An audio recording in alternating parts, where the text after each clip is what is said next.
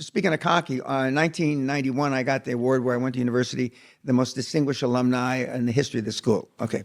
And so the TV are interviewing my father and the dean, the head of the School of Business.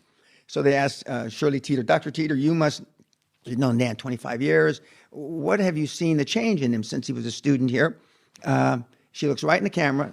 This is a very devout, religious woman, didn't wear makeup or anything like that. And she said, the only thing that's changed with Danny Pena is his mouth, have caught up with his accomplishments have caught up with his big fucking mouth.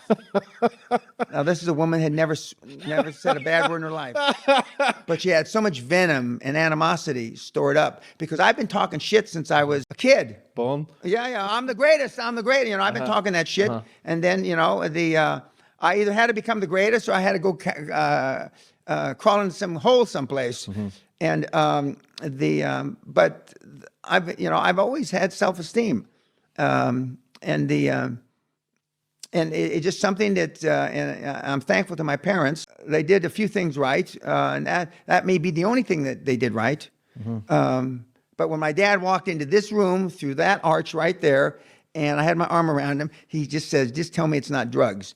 Because he thought the only thing that you could make this much money this quickly had to be drug related. Because my dad was a cop. Yeah, they broke his heart. Yeah. I think it's like my parents as well. They had a tough upbringing. It's not that I want to be better than them. I just want better for them. I want to create a life where I can give them a life and let them enjoy their years of being happy. And you said it before, it's not everything being happy, but it fucking helps as well to have money and to have stuff aside to create. Even in Glasgow. Even in Glasgow, there's... And now that you do say it, Glasgow is tough. People are cheeky and arrogant, but there's still a goodness in them. Everybody's got goodness in them.